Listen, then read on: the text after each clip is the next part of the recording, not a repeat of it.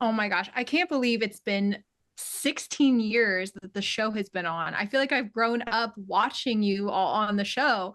And Macy, your son Bentley is now 16. Does this feel like a full circle moment? What are some of the challenges and highlights of having your son on the show with you? It does definitely feel like a full circle moment. I remember when I was pregnant with Bentley, and then, in his early years, I would think, oh, when he's 16, I'll be this age. But at that time, it seemed like a lifetime away. Like we would never get here. And now I'm like, I blinked twice and here we are. So it's definitely surreal. Um, and as far as just being on the show and I don't know, I feel like it's been this way my whole life. So it's hard to imagine like what life would be like without the show. I don't know. It's like, it's weird to even think about um, how the show has impacted us because it seems like it's always been around. Like I don't really remember life before the show. the cameras. Yeah. So Yeah. Well, I feel like it must feel like that because you basically were almost a child, like you were 16 starting on the show. And you've grown up, and you've matured and changed so much on the show. It's been really interesting to watch all of your stories. And Catelynn, you're open this season about the struggles that's going on with your daughter Carly and her adoptive parents. Have things improved? No, there has not been any improvement. It is still the same. There is no contact as of now. Okay. Is there Yeah. any message you'd want to share with Carly and her adoptive parents? No, I think as far as like Carly, Tyler and I always say like we want whatever she wants. We have asked her adoptive parents, like, is it Carly not wanting contact? Because we can understand if it's too hard or it's difficult or, whatever the case is, and they will not give us a response to that. Because if it was her that didn't want the contact, we would totally be like, okay, we understand and we are here if and when you ever want it. So I feel like with not knowing if it is her or if it's them, then I need to continue to speak about it because if there is a chance that Carly can see that I will never stop fighting for her to know the truth about the situation, then I feel like that's important for me to do. I really applaud you for sharing your story, with having an adoption within your story. I feel like it's helped a lot of young moms and moms in general just be able to see this kind of representation on screen. So I really applaud you for sharing that. Leah, your twins, they're going into high school, which is crazy even to say, this season. What do you think you learned about yourself as a mom during this while on the show? Oh, as a mom on the show, like overall 16 years, I'm doing a good job. I'm doing a good job. I think that I doubt myself sometimes. Like, am I doing this? Am I doing this right? Actually, I do it all the time. All the time. Who doesn't? But seeing who they are and who they're becoming, it just feels great. Like, it's okay. Like, we're going through this together. Yes, I was a teen mom. And the way that they are, like, I'm just so proud of them. I'm so proud of them. And I will do anything and everything to make sure that they don't go through the same things that we all went through and that we advocate for on the show. So I will continue to do that. But it's so beautiful to see them blossom into young ladies. It really is. And Macy, you've worked hard to have a co-parenting relationship with your ex, Ryan. You've even said that you were ready for babysitting duty with his new little one. Oh, yeah. How's it felt to see him really work on his sobriety and be present for Bentley and everyone in his life? it's amazing. I mean, I feel like I don't know, it's just so nice to see him, you know, be who he was always meant to be and enjoying life and, gaining his confidence and his belief in himself. And just to see him know that he's good enough and know that he deserves this. It's been amazing. And Catelynn, we've seen you and Tyler work through a lot during your time on the show. What do you think is the key to maintaining your relationship over the years? Honestly, I think that not only are we like partners and obviously like husband and wife, but we're actually like Tyler is literally like my best friend. Like, when I think of my best friends, he's definitely my number one best friend. And I think also it just comes with making sure you take the time to connect, not even in an intimate way, like even just like through talking or through holding hands or giving a hug as you pass by while you're doing something. Connection is huge, and talking and making it a priority to spend time with each other, you know, when you can. Yeah. Yeah. I love that. Thanks.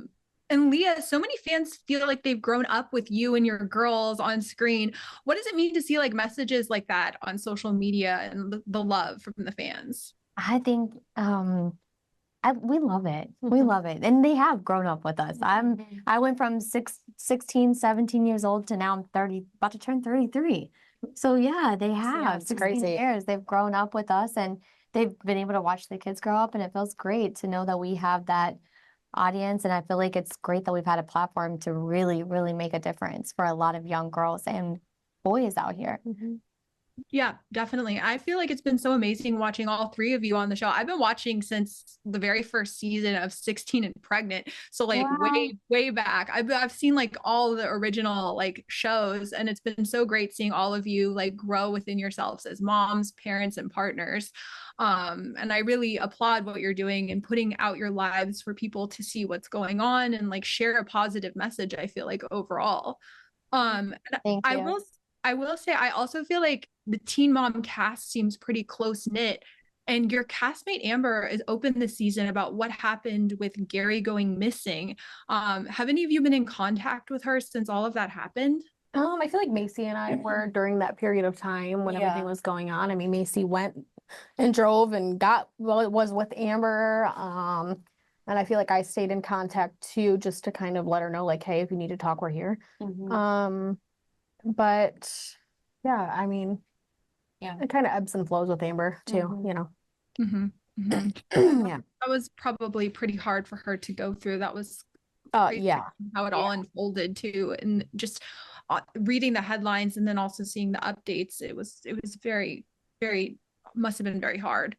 But I do also have to ask, since the show has been on 16 years, what message would you each share with your 16-year-old self if you could go back in time and talk to your 16-year-old self? I would tell myself to not be so hard on yourself. And that making yourself a priority is very much a good thing.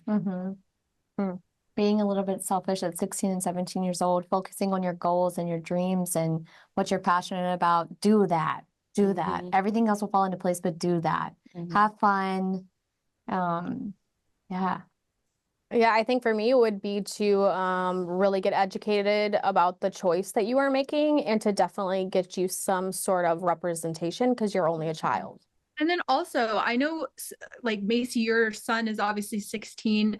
Leah, your daughters are going into high school. Have you all had these kinds of conversations with your daughters and your children about like the situation that you all went through and what maybe they could go through in high school? I know like everyone growing up has these types of conversations with their parents, and sometimes it can be difficult. I never had those conversations. I didn't talk to me about sex. So I do a lot of research. Right, I'm constantly researching stuff, and it might not be all right, but I know like at 13 years old, it's great to get your daughter in with a gynecologist. Just getting established. It doesn't mean you have to have a pap smear, but letting them know and learn about their bodies is so important, and keeping that open communication, that open dialogue with them, it really pays off. And even if it's a little awkward at the beginning. Right. And I think also like starting the conversation at a young age, like since Nova has been like 6, you know, we have talked about it at a child level. You know, it started off with her being like, oh, so you guys mated. She used to play this horse game and make little horses. And I'm like, yes, we mated.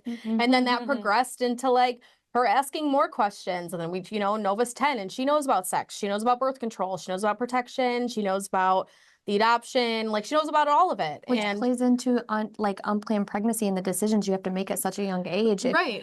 And I think like, you know, we've all done that. Like we've started the conversations at child appropriate ages and explained it in a child appropriate way. And so now it's just normal for our kids to talk to us about those things that we didn't talk to our parents about. To ask questions. Exactly. And I feel like that's something that this show has been really important. I feel like about 16 and pregnant, but also teen mom in general, like showing these types of situations to younger girls or a younger audience that maybe wouldn't have been exposed to these types of things, just to see the reality of what it's like to be a teen mom. What is it like knowing that you've had this impact on so many people? I think it's Fulfilling? awesome. Yeah. Fulfilling. It makes Yeah, your it's purpose. I feel like it's rare to have the opportunity to really, really change the world. And so it's definitely been a blessing. And I think like one of the most amazing things I've ever like I hear is when parents will write to me, or even if they see me somewhere, they'll say like, you know, your show really helped me start having the conversation with my children, because we would watch things and then after the show we would talk about it all. So I feel like it also helped parents kind of open the door to the awkward conversations. Yes. But their teens were so invested in it, they were just like willing to talk about it and use some of our stories as examples and things to talk about. Like that's awesome. And I really feel like this show was like revolutionary in a way. I remember when it very first came out, everyone was like scandalized by it and like didn't understand what it was about until they actually saw it. And I remember my mom was like, I don't know if I want you to watch this. And then she like watched it and she's like, oh, this is probably good for you to watch. Like, you know, as I was a young teen when I started watching it. And I feel like the impact, like sometimes people don't actually like, they think of it as a reality show, but they don't really think of the impact that it could have on so many young people. I think the I think impact that's really unnoticed sometimes, because it really has. Look at the statistics of teen pregnancy rates. Well, and they you know? showed that our show, in fact, helped Yes. lower the teen pregnancy rate to the lowest that it's ever been. And you know, like that's the reason why we all started to do the show, and that's the reason why production started to make the show, was because something needed to change. There was a huge problem going on of just young teens not being educated and finding themselves in unplanned pregnancies. And so we all were like, wow, we could if we show the reality and the real struggles and the real life of what it's like, maybe we can make a difference. And to know that it has is really awesome. It's very rewarding. It is. And looking back over the years on the show, what are some of all of your favorite memories that you have? I feel like this is such a unique way of like almost like home videos, being able to look back at been happening in your life over the years. I think that's the best thing for me is like literally all of my children's births and their smallest little moment, like when there's like little itty bitty babies. Yeah, like their first words. It's all documented. Yeah. Like who gets that? Nobody. No, I agree. Yeah, like that's my favorite part, is to be able to have like hear Nova's little 2-year-old voice, or like Veda and Raya being born. Like, Yeah. It's awesome. Yeah. And going into the new year, and since there's the new season of the show, what are each of you embracing and hopeful for in this next chapter in your lives? 30 and thriving. I think we're 30 and thriving. Yeah, pretty much. Surviving or thriving, or both. We're both surviving and thriving. Yeah. I don't know. I think for me and Ty really is we're putting a lot of energy into a podcast that we are coming out with that drops in February. And, you know, we're talking a lot about all different things, but also we will also want to use it as a platform to give adoptees a voice too. And so I'm really excited about that. I'm excited for people to hear about it and to hear a different side about our lives and adoption and everything that goes into it. So I'm super excited for that. I'd say probably just embracing the fact that, you know, time is a thief, and really just trying to be present and embrace the time we have left with Bentley at home before he either goes off to school or goes to work or goes to trade, whatever he decides to do. Just enjoying the family time. And what is that like looking to the future? I can't believe he's almost 18. How are you preparing for that? He'll be 18 That's a good soon. question. Are you? I don't know. I kind of feel like there's not a way to like, you know, say how I'm preparing. I think it's like a daily thing. It's a daily thing. Just try to stay consistent, keep doing the job that you're doing, and enjoy it. For all of you, what have been some of the favorite milestones that you've had either on the show or with your kids over the years? Seeing them born, seeing our kids, or for me personally, seeing my kids born on TV, Mhm. their first, steps and words, those little milestones we will cherish forever. Mhm. And we have Mhm. that documented. Yeah, I think for me would be like seeing me evolve from like a young kid into a woman, and how I've stopped a lot of intergenerational traumas in their tracks, and I haven't passed a lot of those down to my children, and that's something really cool to witness and to see. Yeah, I think, oh, I don't know. I feel like what y'all said. It's the same. Yeah, Yeah. Yeah. Yeah. And also, Catelynn, you just brought up how you have been stopping intergenerational trauma. I also want to applaud you for being so open about your mental health on the series. I feel like that's been really brave and also really great for a lot of viewers to like be able to empathize and see representation like that. And also I just feel it's really brave of you to like share all of that. What's it been like seeing fans who also can relate to you in this way? I think the best thing is like, we have to start ending the stigma somewhere, and we will never end the stigma around mental health if nobody speaks on it. And so I feel like me just speaking on it and being 100% like vulnerable and open helps other people. It helps other people learn like where to kind of go to ask for help, how to ask for help. And that sometimes it's okay to not be okay, and it gets people talking about it. And I think another big motivator for me, like sharing all that, was helping other people not feel alone. Because when you're going through that, a lot of the times you just feel like it's only you and life's going to be like this forever. And so I think it helps people not feel alone. And then in turn, it helps me not feel alone, because people will message me and I'm like, oh my gosh, wow, I struggle with the same thing. And we have conversations. And so, yeah, you gotta try to end the stigma somewhere. Yeah. Yeah. Well, I think it's really great that I mean, obviously, I don't want you to have struggles, but I think it's great that you're willing to be open about this and share it with viewers. Yeah. I think it's important, to have that kind of representation on TV, and just to, like, as you said, to end the stigma. I think it really helps. Because there is obviously such a large platform with Teen Mom and so many viewers who've been around for so many years. I mean, I've been watching since I was like 16 or 17. And it's crazy to think that now I'm like in my 30s and I'm talking to you, and it's like this show has kept viewers hooked for so many years. And I do have to ask one fun last question. I do know that a lot of fans binge watch the series. I know I've had moments where I just sit there and watch the whole show. I'll rewatch it. What are some shows that all of you like to binge watch? Ooh, I like Married at First Sight.